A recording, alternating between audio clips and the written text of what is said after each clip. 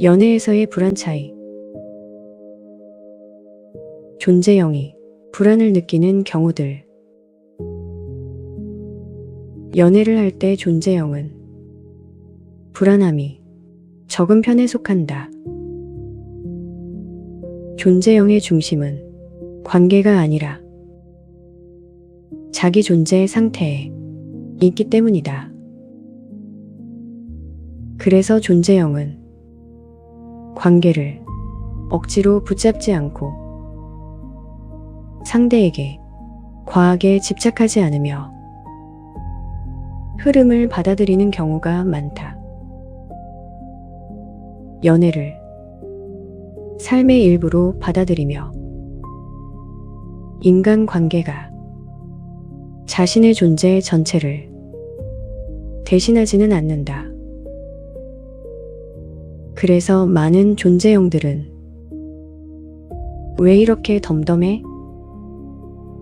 왜 집착이 없어? 라는 이야기를 듣기도 한다.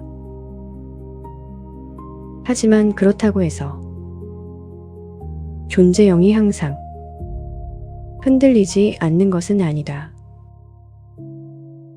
존재형 역시 연애에서 불안을 느끼는 시기가 존재한다.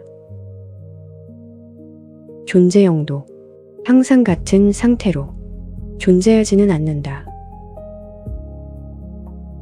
존재형이라고 해서 언제나 안정적인 상태로 살아가는 것은 아니다.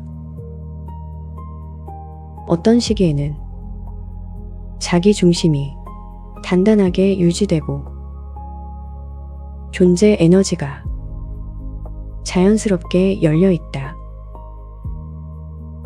하지만 어떤 시기에는 존재 에너지가 약해지고 원래 가지고 있던 다른 에너지들이 더 크게 작동하기도 한다. 그래서 평소의 자신과는 다른 감정을 경험하기도 한다. 연애 역시 마찬가지이다. 존재형이지만 어떤 시기에는 스스로가 낯설 정도로 흔들리는 경우도 생긴다. 존재형에게도 보조 에너지가 존재한다. 사람들은 하나의 에너지로만 살아가지 않는다. 존재형에게도 공명, 반사, 시계와 같은 보조 에너지가 함께 존재한다. 평소에는 존재 에너지가 중심을 잡고 있기 때문에 이런 부분들이 크게 드러나지 않는다. 하지만 존재 에너지가 다치거나 약해지는 시기에는 보조 에너지가 평소보다 더 크게 나타나기도 한다. 그리고 연애할 때의 감정도 그 에너지의 방식으로 표현되기 시작한다. 공명 에너지가 커지는 경우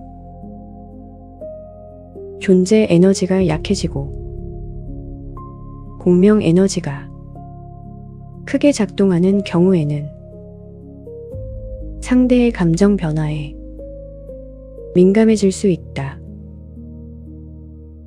평소보다 관계에 더 몰입하게 되고 상대의 말투나 분위기에 영향을 많이 받으며 감정 기복도 커질 수 있다.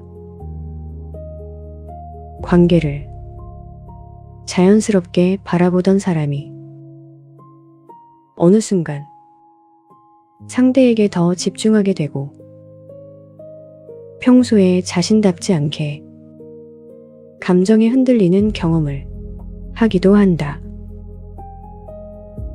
그래서 스스로 내가 왜 이러지?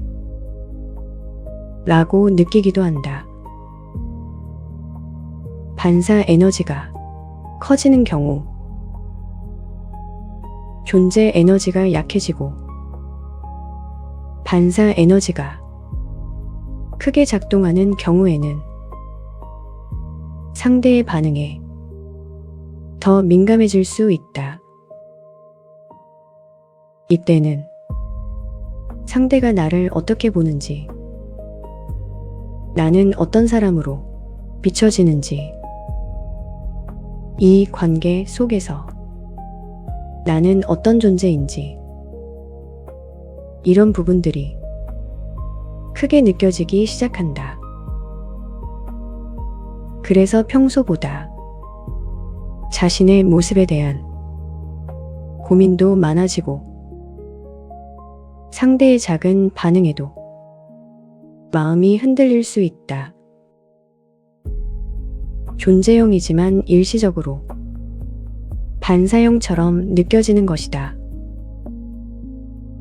시기 에너지가 커지는 경우 존재형 중에 시기 에너지를 같이 가지고 있는 사람들은 상대가 잘못한 것도 아니고 관계에 특별한 문제가 있는 것도 아니지만 어느 순간 이 관계가 오래가지 않을 것 같은 느낌이 들기도 한다.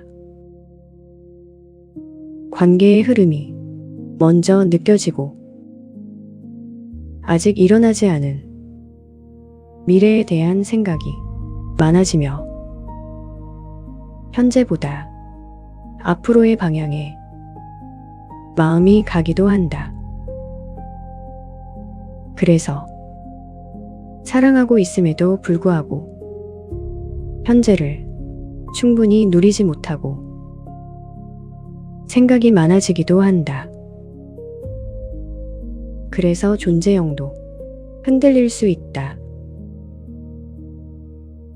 존재형이 불안을 느끼는 경우는 대부분 두 가지와 연결되어 있다.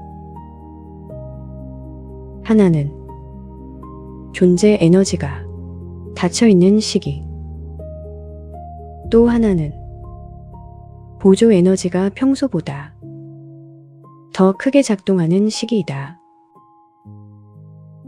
연애에서 느끼는 감정 역시 고정된 성격의 문제가 아니라 각자가 가진 에너지 구조와 그 시기의 흐름에 따라 다르게 나타날 수 있다.